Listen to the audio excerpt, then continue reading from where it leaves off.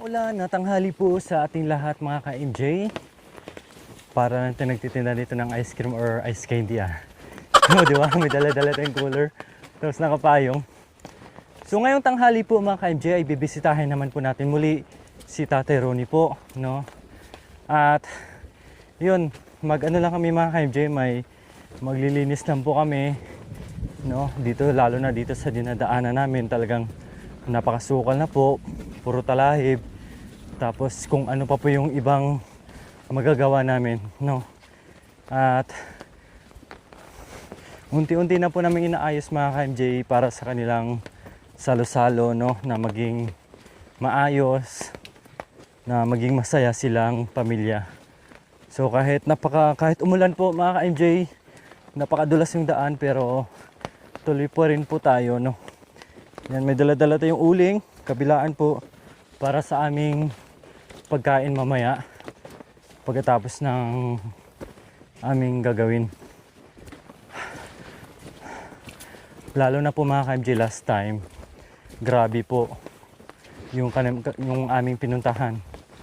3 oras isang way, pagbalik 3 oras din, 6 na oras na lakaran po mga ka-MJ doon sa kabilang bundok ng aming pinuntahan last time. Grabe, ganito din po. Ang dami kong, backpack lang naman yung bitbit ko. Natalisod. Hawa ka, boy. Nagkakamera. Natalisod. Sa sanga. Nahulog ang kopya. Sombrero. Yan. Dulas ng daan. Ang malaki na yung payong na dinala ko. Kasi pag maliit lang, pag may dala-dala kaming camera or backpack, nababasa pa rin po yung dala namin. Kaya ito medyo malaki na po yung dala ko, no? Pang ano to, pang tinda. Yan. So, bago po namin pinagtipon-tipon o bago po natin ipagtipon-tipon itong pamilya ni Tatay Ronnie, so may pagkakataon po na binisita muna ni kapatid yung isang kapatid na ganito. Tapos sina Tatay Ronnie at Nanay Terry, abangan nyo rin po, mukhang magdi-date po sila. Ayan, kumbaga parang ano ba, siyempre sa tagal ng panahon po, Naiilang ko eh. o isipin natin, no? Mahihiyain sa isa't isa. Si Kuya July na panganay, 32 years old, 3 taon pa lang nawali sa kanilang mga magulang. So syempre, di natin alam talaga yung kanilang pinagdaanan na mas mahirap pa pala, no?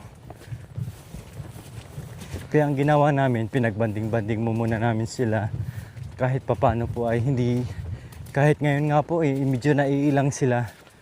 Kaya ang ginawa namin, pinagbanding-banding po muna namin sila.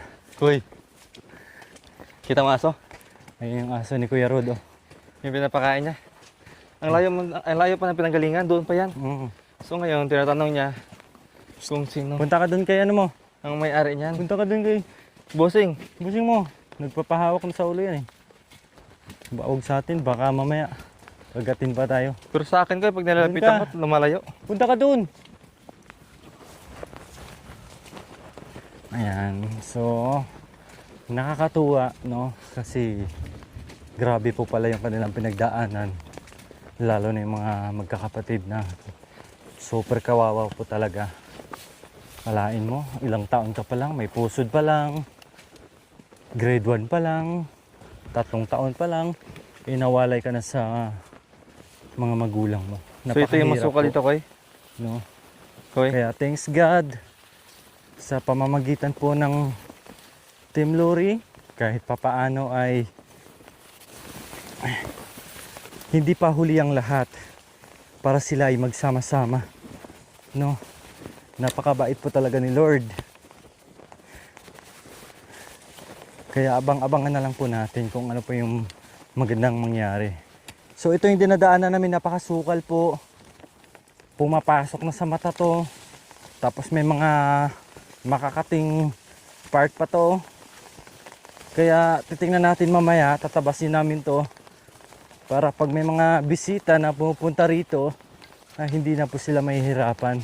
Bugso-bugso po yung ulan, gawa po ng bagyong, alam niyo po no, pagdating ng Disyembre talaga, imbis tayo ay magsaya, may mga kalamidad pa rin po talaga na pumapasok sa ating bansa, no, na namiminsala sa mga hanap buhay sa atin. Mahirap na nga po yung buhay, mas lalo pang nahirapan dahil sa mga kalamidad ng ating nararanasan.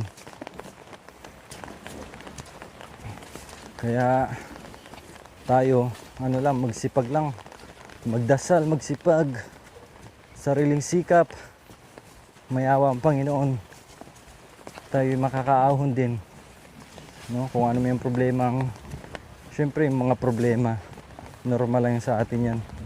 Kung ano may mga problema ang ating napagdaanan, hindi pwede walang solusyon yan, no? Magdasal lang, solusyonan, yun, maging maayos din po ang lahat. Kagaya ni Tatay Ronnie, akalain nyo nag-iisa dito sa kagubatan, yung bahay niya halos mawawasak na, wala pang dingding, di ba? Dahil sa kabaitan ni Lord, tingnan nyo po ngayon, nalaman na natin ang buong kwento. Hindi lang pala siya nag-iisa dyan, no? Meron po palang mga anak din na nawalay. Kaya ito, nabuo po sila muli.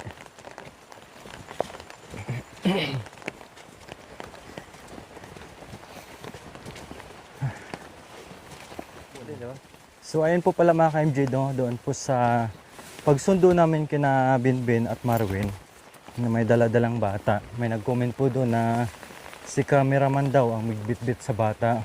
Although ay nakabitbit po, pinaghati-hatian na po namin yung mga daladala, no? Hindi lang nakikita ko eh. May dala po si Kakamera. Marwin na yung mahaba po, kailang ako na nagdala nun, si Makoy na nagdala kasi magbitbit nga ng bata si Marwin. So yun, wala namang ibang bitbitin, pinaghati-hatian na po namin yun kasi yung bata kinarga na ni Marwin. Tapos yung cameraman po, kagaya nito, nagka-cameraman ako, bukod sa naghahawak ng camera, may hawak din po ako mabigat, no? Hindi po pwede na lahat ng yung cameraman po ang magdadala. Kasi hindi na po magagampanan ng maayos ang pagkakamera kapag marami pang bit yung cameraman. Yung kasi may nag-comment po kasi doon. Kagaya po, tingnan nyo po ako nagkakamera po ako. May hawak ako ng payong. May dala-dala akong backpack na mabigat. May mga uling. Ayan po. Ganyan po. Sabi po kasi nila, mahirap po kasi magkamera kapag marami kang dala. Kahit ganyan yung dala mo, tapos may payong ka, may kamera ka, mahirap po magdala, no? Kaya hayaan niya po natin yung cameraman. Yung alalay na lang po bahala dyan. Minsan, si Kuya Jack, minsan nagkakamera, ako yung nag-aalalay sa mga dala-dala, no? Yan, ganun po.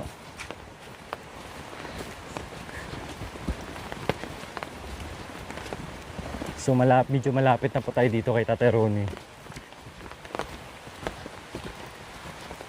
Malapit lang po ito kapag madalas ka na pumunta dito. Pero kapag bago ka pa lang, mapapagod ka rin. Dito po, no, medyo masukal din po ito noon. Kailang ipinaano namin nilinis ni Kuya Michael. Kaya ito malinis na po yan. Yung problema namin dun sa taas po. So pag tumila na siguro yung ulan mamaya, babanatan na namin yun.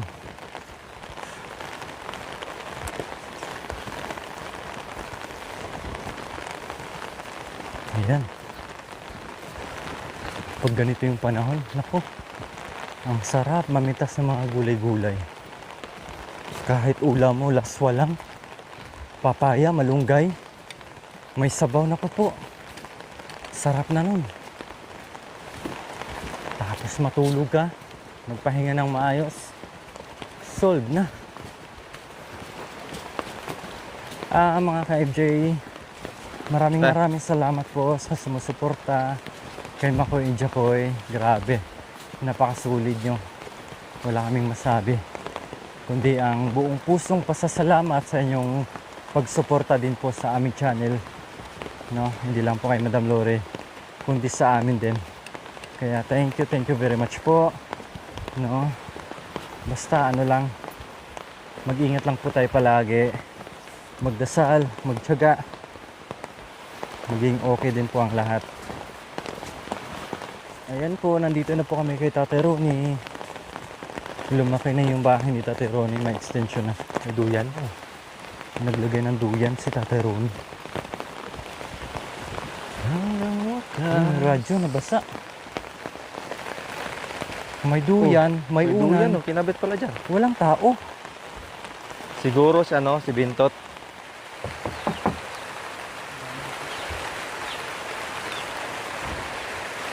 Huwag ka masyado lumapit, baka masipa ka. Uy, sarap ng tulog ah. Mahampat yan maranon. Ay, natulog. Inestorbo natin si Tatay Ronnie.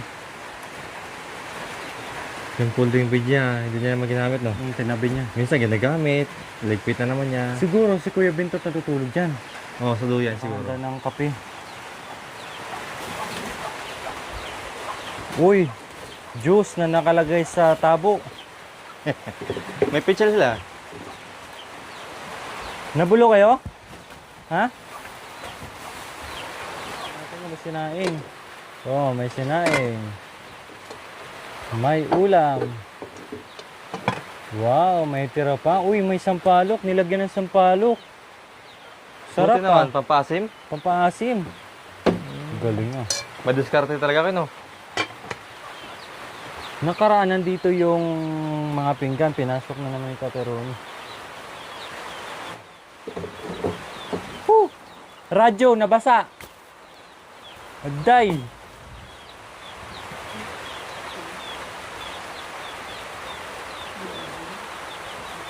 Nilagay ko po doon kasi nabasa ng ulan. Nakalimutan niyo po. Yung mga MJ, oh, ang ganda dito. Oh. Tapos hilain mo lang kung gusto mo magpa hili-hili. Oh. Hili-hili nga. Oh, di ba? Matibay naman, di ba? Matibay. Oh. Ayos na. Oh. Okay, hanggang dito na lang po. Abangan nyo lang po sa mga vlogs ni Madam Lore kung ano po yung gagawin namin dito. Update lang po tayo, no? Titingnan natin mamaya kung ano pa yung aming magagawa dito. Basta sa ngayong araw po ay mag-ayos lang kami dito para nakahanda na yung pagtambayan ng mga bisita sa mga anak ni Tatay Ronnie. Naka-okay na po yan. Tapos kunting-kunti na lang po, no? Planchado ng lahat. So ready na tayo sa mga party nila dito, buong pamilya. Ayan, maraming salamat mga MJ. Hanggang dito na lang po. Ito nga pala si Makoy. At ako naman si Jacoy. Yan, maraming salamat po at mag-ingat tayong lahat. God bless us all po. Bye-bye. Bye-bye po.